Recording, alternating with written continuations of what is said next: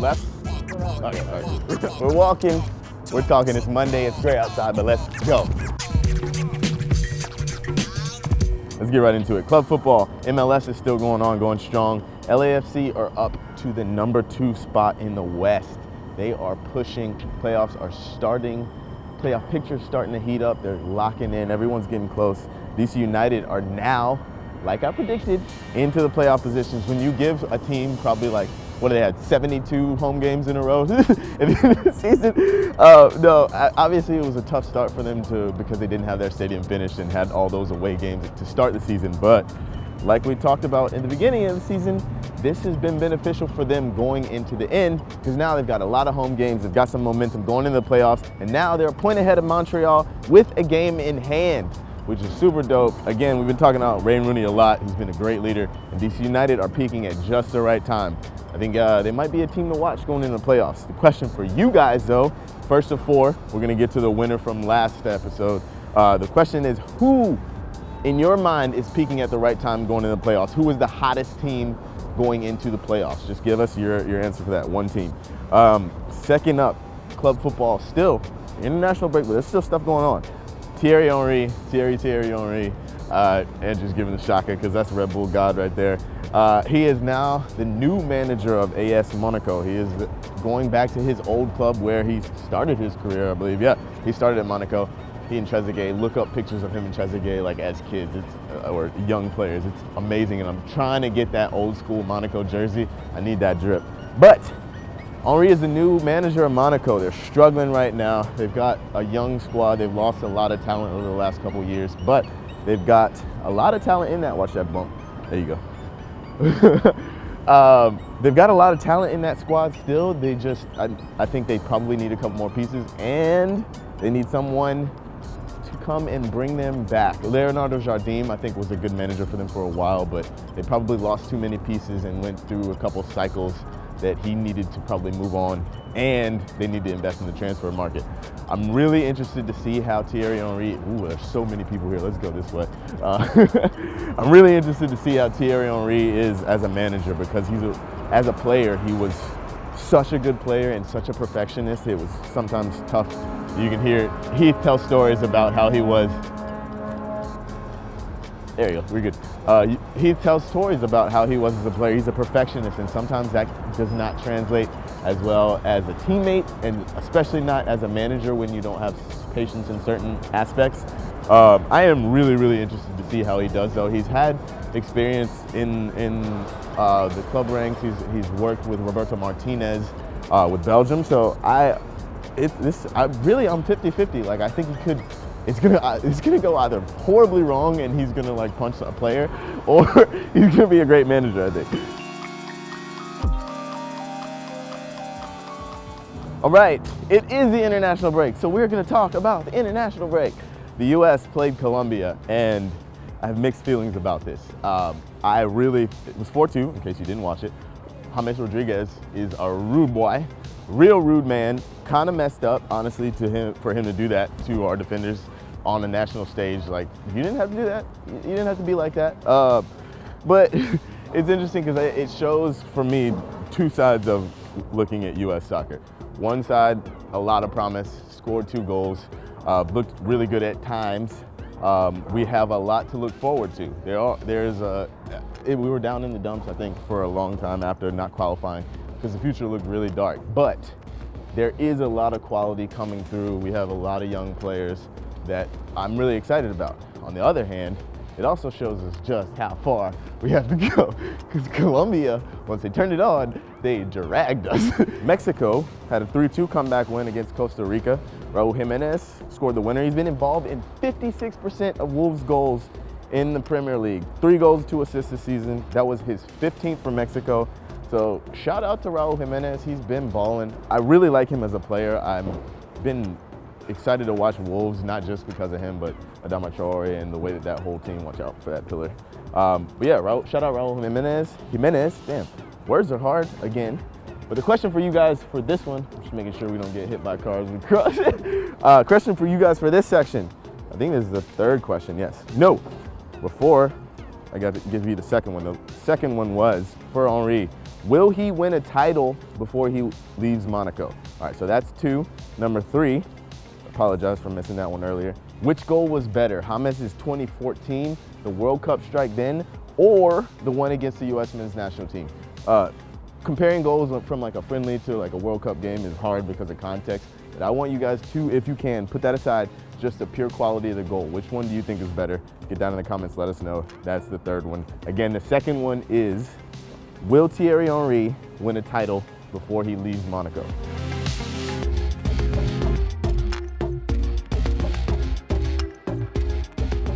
All right, getting into the other side of the world, Euro internationals. Germany were smacked in the mouth by the Netherlands, and it seems like Germany are struggling right now. We'll talk about the Netherlands in a second, but right now it kind of seems as if Germany are in a period of kind of refreshing. They had that whole Das reboot after '98 and 2000 when they kind of tried to build everything back up from the ground up. And now they don't need anything nearly as drastic as that. Their youth system is incredible. They've produced a ton of talent, but right now I think they're in like a generational shift between like that old guard with the Toni Krooses and maybe even the Thomas Mullers, probably the Mats Hummels is in that group, but the kind of the older German players who, Toni Kroos is probably still going to be pretty integral to that side, but Thomas Muller, who hasn't scored, I think in his last 102 attempts, he scored 2 goals. That's not great. There's a lot of young talent like a Julian Brandt. Timo Werner has kind of been played out of position, but I think for Germany what they need is to bring in some more of that young talent that they have and integrate it better, or push out some of these older guys. Like Manuel Neuer is not looking like a world beater, but Max ter Stegen has been one of the probably 3-4 best goalkeepers in the world over the last 2 years. It might be his time. It might be time for Thomas Muller to step out of the team. There's a lot of young talent that is just waiting to break through, and I think it's time for Germany to kind of bring some more of those guys in. Netherlands, we're in a real bad rut for a long time. They missed out on the World Cup. They have been just awful over the last few years. It looked really dark for them.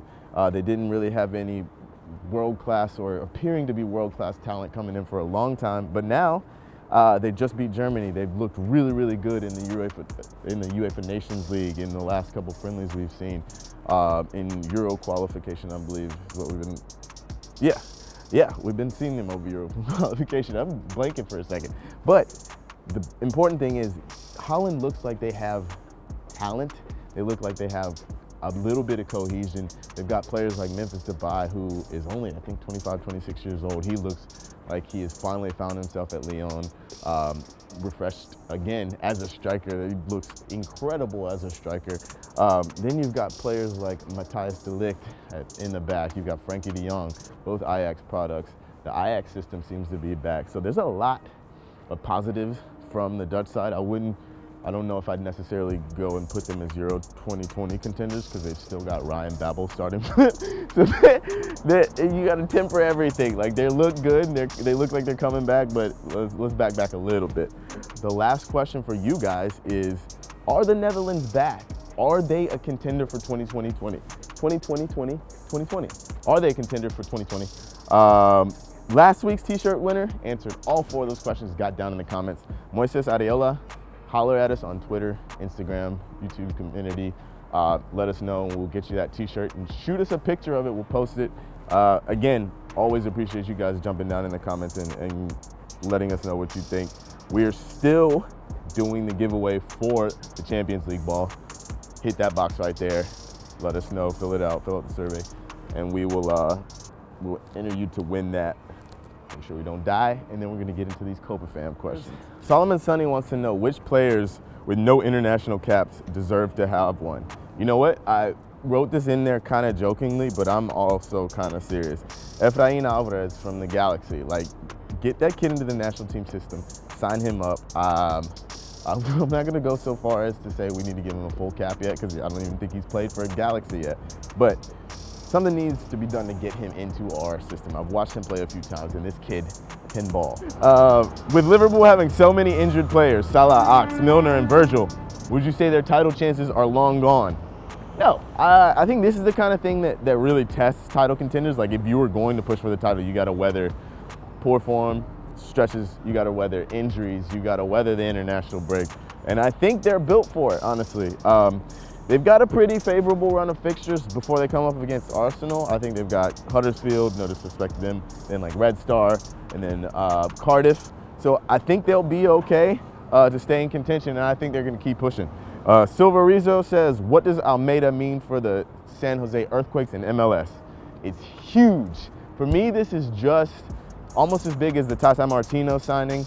I hope it rejuvenates the San Jose Earthquakes because they've been floundering for a long time. But I really want to see Almeida bring that grit, the pressing, the really intense style that he brought to River Plate, to Chivas, and take that to Northern California. Football Galaxy, who do you think will win the MLS Cup? Andrew just kissed his Red Bulls badge. I do think this could be the year that they finally lift one. They're my second pick right now, but I really do have a sneaky suspicion it's going to be Sporting Kansas City.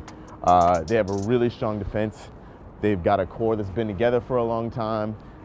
That entire team works so hard for each other, and that's really what matters when it comes down to the playoffs, like being organized, compact defensively. Peter Vermes knows how to win. They've won before. He knows how to bring championships to Kansas City, so I'm going to pick Sporting Kansas City. Sean James, how much of a cakewalk will the World Cup be for the U.S. women's national team? Not at all. They look great. Been really happy to see how they're coming together. They've played some relatively inferior opposition, and yeah, it's going to start to rain soon in CONCACAF qualifying, but I think they're the favorites, but still, there's Germany, France, England, Australia, even Italy and Spain are coming up in the World Game, so it's not going to be easy. Oliver Kolb says, Aaron, always dig your eyewear choices, man. Which U.S. men's national team appearances so far have left you most surprised or impressed, and are they long-term roster favorites?